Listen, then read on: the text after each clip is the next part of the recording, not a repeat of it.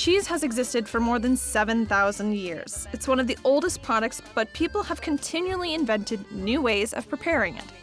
And today, I'll taste dishes in one of the most popular cheese restaurants.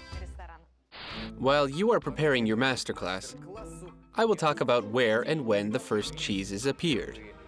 The earliest evidence of the manufacturing of this product dates back to the 5th century BC on the territory of modern-day Poland. Clay sieves were found on which molecules of milk fat were detected. Later, in the 3rd century BC, cheese appeared in Egypt. Evidence of this appearance was discovered in Egyptian pyramids. The ancient Greeks were also versed in cheese making. Evidence of this was found in the works of Aristotle, who described the process of coagulation of milk and technology of making cheese. That's enough history for now. It's your turn. Hello, Sergey. Hello, hello. Thank you for meeting me today in your restaurant. I see you've prepared something already. Yes, I have. I'm very interested in the topic of today's program, cheese, because it seems to me it's such a modern ingredient in the kitchen. Around 15 years ago, we used to heat cheese up in the microwave to get a cheese spread, and now there are all kinds of options. Well, new kinds of cheese are always appearing, and people's tastes are developing for new products. This is why we work with a large variety of cheeses. One such example is ricotta cheese, and today we will use ricotta in order to make fried cheese pancakes. But based on the ingredients that are used in the traditional recipe, it might be more accurate to call this dish fried tvarog pancakes. We changed the recipe a little bit. Instead of using a soft Russian cheese called tvorog, we are using ricotta. That cheese doesn't have the same sourness that you find in tvorog. Tvorog is a little bit sour, whereas ricotta is sweet-ish. Despite their visual similarities, the method of making tvorog and ricotta are significantly different. Tvorog is created by heating milk and adding rennet to it, which makes it coagulate. While the milk protein coagulates, casein, the main milk protein, falls into a soft sediment that is tvorog. The process of making ricotta goes a step further. The sediment is heated again. Because of this, the cheese is called ricotta, which literally translates from Italian as re-cooked. And only after that is the enzyme starter added, which turns the tvorog into ricotta. Okay, let's try to organize what I know. To make this dish, we need 1 egg and lots of ricotta, right? Also, vanilla sugar and flour, of course. 1.5 pounds, 1 cup of flour, plus a pinch of salt, and a vanilla bean. All of the ingredients must be mixed together using a hand mixer and then immediately placed into the frying pan. Sergey, tell me, why can't we make the mixture, then leave it for some time, do some other tasks around the house, and then later return to the pancakes and put the mixture in the pan? We have made a very soft and delicate mixture, or really we can call it dough. Whatever you say here goes. Well, that's why we should immediately mold the dough in the pan, fry the pancakes, and there you go. They're ready to be served. If we leave the dough for a while, the flour will be absorbed and the pancakes will have a floury taste. Their taste will be different from what we want.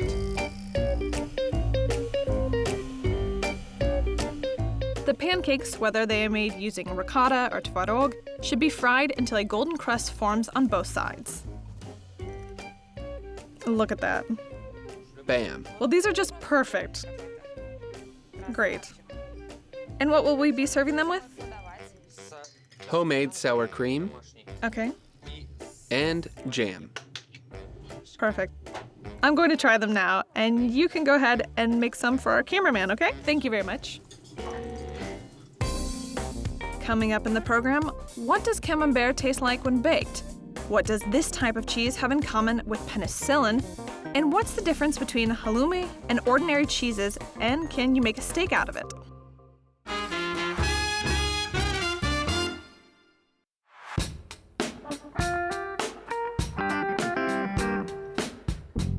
Even though I'd rather not, I'll have to wait a bit longer before I can try our freshly made ricotta pancakes. Right now, I have to cook 2 more dishes. It's time for Camembert, which we will be baking in the oven. Why are we going to bake the Camembert? After all, it's delicious as it is, raw and uncooked. When it's baked, it becomes something like fondue. We are going to bake fresh bread as well, and you will dip it in the cheese. I assure you it will be delicious. Oh, I see. I read an article on Wikipedia, actually, and it said that a French poet once said that Camembert smells like the feet of God. Do you agree? And where does the smell come from? It's due to penicillin, due to the formation of mold. Cheese and mushrooms sounds sophisticated, but cheese and fungi, not very appetizing. But since we have an episode about cheese, we can't simply ignore mold.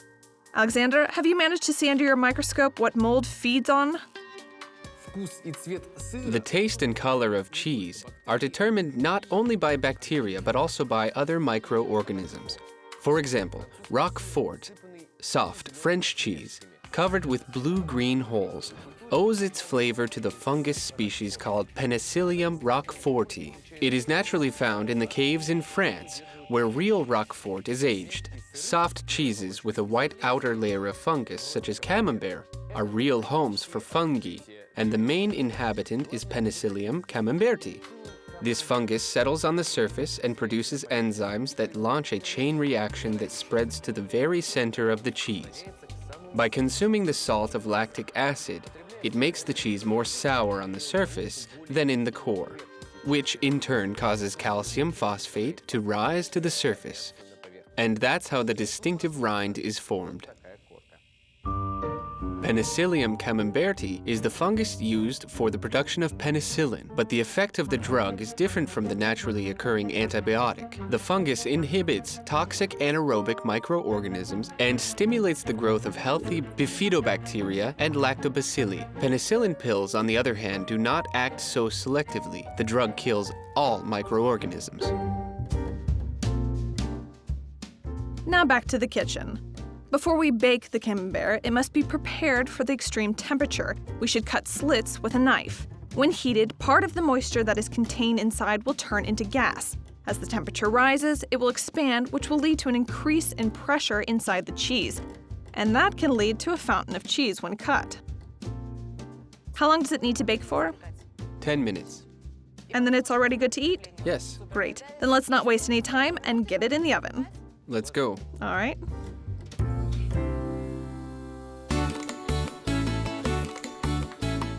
We are going to bake the camembert in a real oven.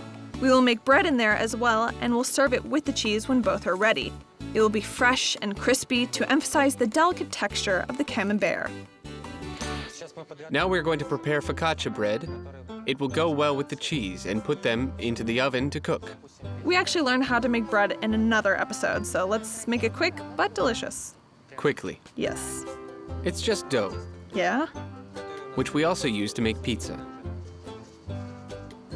Now you're stretching the gluten molecules. Exactly. You see how deep my scientific knowledge is? While our camembert and focaccia are in the oven, we have time to make our third dish. Compared with the previous ones, it's something much more familiar. This time, Chef Nosov is going to prepare a cheese which is usually fried on the grill, halloumi. To me, it always seemed like halloumi is some kind of Eastern or Middle Eastern cheese, I don't know, Arabic or something. But when I was preparing for our meeting, I discovered that it comes from Cyprus. It's from Cyprus, yes. Do they not eat it raw? It's quite chewy, so it's better to fry it, of course. In order to cook halloumi, you just need to take it out of the packaging and turn on the stove. There are many options of how to cook this type of cheese. You can fry it on a pan, grill it, or bake it in the oven. Cheese cooked on the grill should be treated the same way as a steak and roasted on both sides. Okay, will we add some spices to it later? And afterwards, we'll put it on a plate, add a dried tomato, decorate it with mint, sprinkle oregano on it, pour olive oil on it. Nah. Cooking halloumi on the grill takes only about 10 minutes, so I can go ahead and begin to prepare for the cheesiest meal of my life. You know, there's always free cheese and a mousetrap, but it turns out that free cheese isn't only found there, but also in the city's main cheese restaurant if you're friends with the chef. Let's start with the camembert. Tell me, where do we start?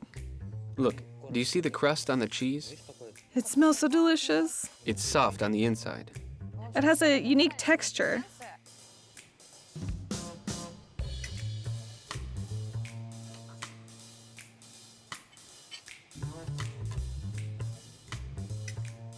Sergey, the texture is amazing, but it's really hard to stay clean in the process. Tell me about the halloumi. Halloumi is a snack cheese. Oh, for me, it's not a snack. It's a whole dish, just like a steak or a piece of meat. Simply amazing. It seems to me that the main thing in the dish is mint. And we also have dessert. This is amazing. Thank you. Okay. I think I know how to eat this. Of course. I'll just take one pancake. Do you want some? Yeah, why not? Take some, take some.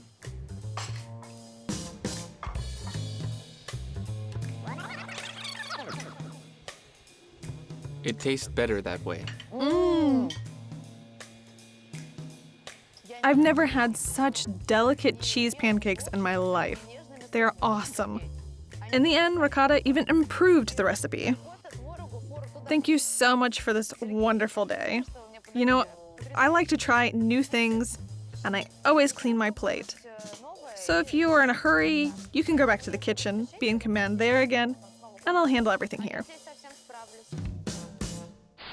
Alexander, have you ever wondered why some cheeses stretch when heated, while others almost never change their shape and don't melt? Why should I wonder about that? I know why that is. Hard cheeses are made up of long chains of protein molecules that are interconnected by fragile bonds. When heated, these bonds are destroyed and the cheese melts as it's fried. Thank you very much for explaining that. But why are halloumi protein chains, for example, different from other cheeses? Help yourself, by the way. Thanks, great. It's because halloumi cheese, like Indian paneer, has already been heated during the production process. As a result, the denaturation of protein has occurred before the cheese gets to the frying pan or the grill, and so it retains its shape. Of course, the denaturation of proteins. How could I possibly forget? Exactly. It's delicious, by the way. Coming up in the program, what are young Italian cheeses made of? Why are Straciatella, Burrata, and Mozzarella closely related? And how do you knead them correctly?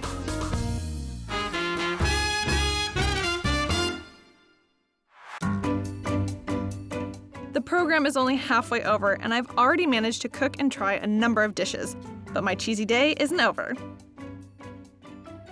Today I will learn how to not only cook cheese, but also how to boil it.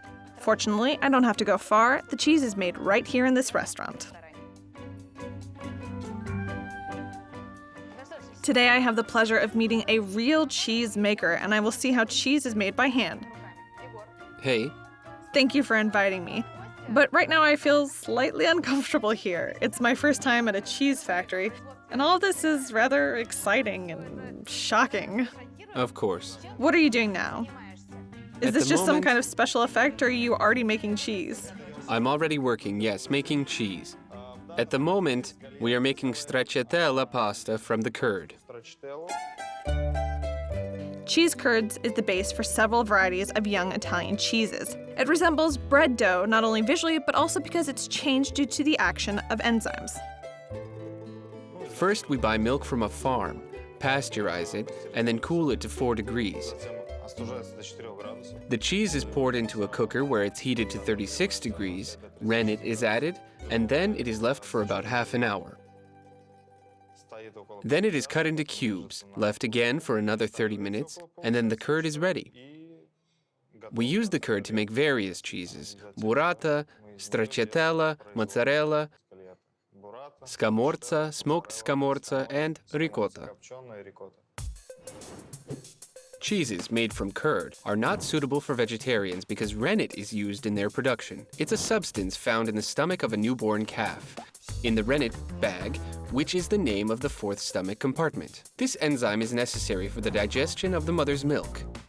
It was by accident that people first discovered how they could turn milk into cheese with the help of rennet, although they didn't know about rennet specifically until much later. Ancient nomads used to use the stomachs of certain animals as a container for storing milk.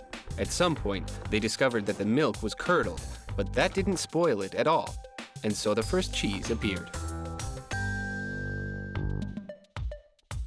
The taste, texture, and shape the cheese will acquire is due to prolonged soaking in water of different temperatures and the physical manipulation of the cheese, stretching and kneading. Temperature is fundamental. Everything depends on the temperature of the water.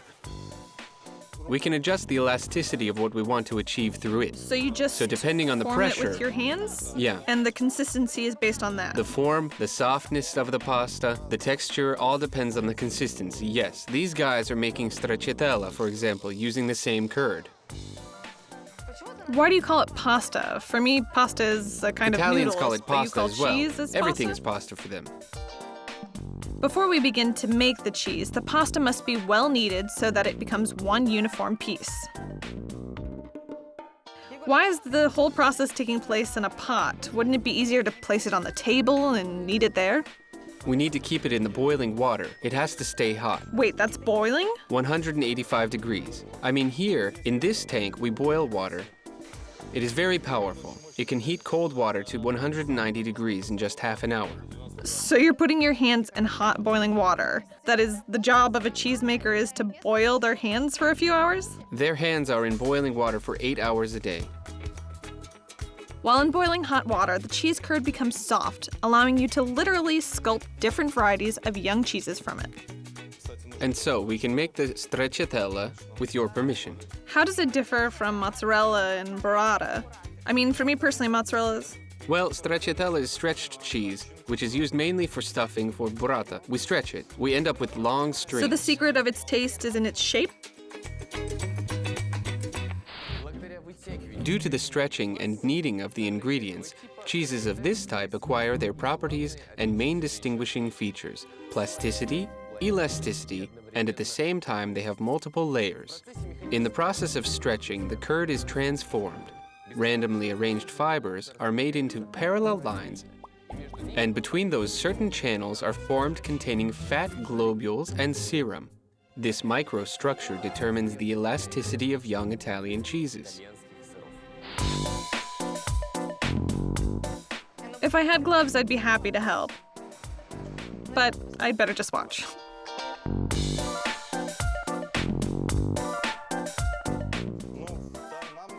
Yeah, well, we don't need much. We already had some ready.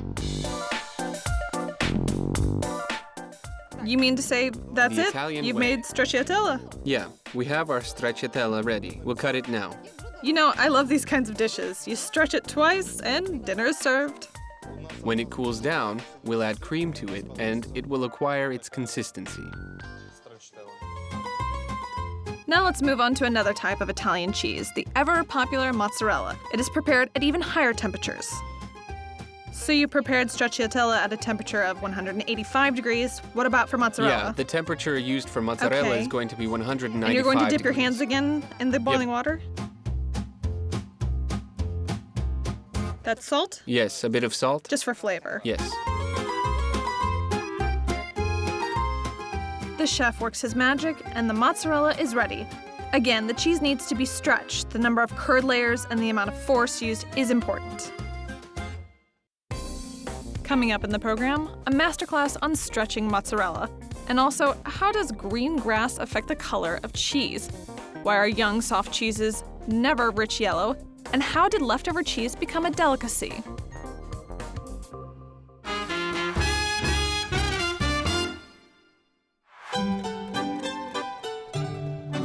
Okay, so are there any secrets how you knead and stretch the pasta so that in the end you've got delicious mozzarella? Well, it's simple enough, really. Okay. We fold it twice. Oh, okay, that's clear. It's very simple. You fold it twice, pull it out, I squeeze it like this, and it's Form done. The mozzarella's ready. and loop it off. Yep. That's all clear, yeah? It's important to keep an eye on the pH level. That's because the softness, density, viscosity, stretchability, and the like all depend on the pH level in every cheese. And it's important to control the temperature of the water carefully too. Suppose I let the pH level drop and jack up the temperature, my cheese will fall apart and I'll be left with nothing. If the pH level is high and the water temperature low, I'll end up with rubbery cheese. So this balance is very important. In order to have juicy, tasty mozzarella in the end, you need to know everything. Measure the levels painstakingly.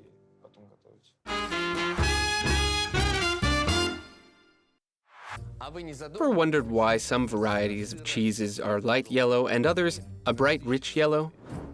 In many ways, the saturation of the color depends on the season in which the milk was produced. Green grass, which is eaten in large quantities by livestock in the summer, contains a pigment called beta-carotene. This natural dye gets into the milk but does not change its color because it's deposited in fats that block its action. In the process of cheese making, during fermentation with the help of various bacterial cultures, lipids dissolve and beta-carotene is released. And the cheese becomes yellow. Soft cheeses such as feta, mozzarella, or brinza contain a small amount of fat and therefore the concentration of the pigment in them is much lower. And that explains why these cheeses are mostly white. And so now we fashion, there's no other word for it, our mozzarella and stracciatella, and we're at the finish line. And now it's time for my favorite cheese, burrata. It's important for me to know not just how you achieve the final shape, but also how you make it in the first place. That's how you do it. So we have a shell and we have filling. It's almost like little pies with filling. Yes, we put them together. Like this? Yep. Do you tie it with thread? Wow. So it turns out we have a mozzarella outside and stracciatella filling. Yes, we stuff it with stracciatella. That's right. In the end, it's a huge dumpling. Burrata first appeared in Italy in the early 20th century. In the process of making other cheeses, surpluses remained and people decided to sculpt a new sort of cheese so as not to throw out the scraps. 100 years have passed, and however strange it may sound, this product made from leftovers is now a delicacy. So here, everything is just done to your own taste. However much filling you like, we'll decide how big the portion is. Italians have three types: burrata, buratina or baby bursts, and large burrata. Buratina weighs 4.4 ounces, burrata weighs 8.8 ounces, and large burrata 1 pound. So buratina is the same product, just smaller. Both components are there? Exactly. It's simply smaller in size. Same taste? Yes. Interesting. Yeah. It's surprising to learn that one type of curd is used to make such different kinds of cheese. And as it turns out, the creation of Italian delicacies is not such a complicated process. Now that we've completed our work, I conduct my own little scientific experiment and see whether burrata is really soft inside as the chef promised. Okay, I see. It's a complete success. So beautiful and round, yeah? Yeah. Turned out perfect. And you can make this in just a few minutes. 5 minutes maximum. How ideal.